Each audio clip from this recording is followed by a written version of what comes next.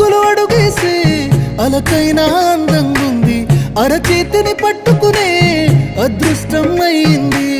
నీ మాటలు వినకుండా కొనుకైనా రానంటుంది, నువ్వు ఎదురుగా నిలబడితే ఏదేదో అవుతుంది. ఓ పలుకుల చిలకమ్మ నేను కోరిన ఈ జన్మ, మాట్లాడే సిరిబొమ్మ నా బతుకంతా నీకమ్మా.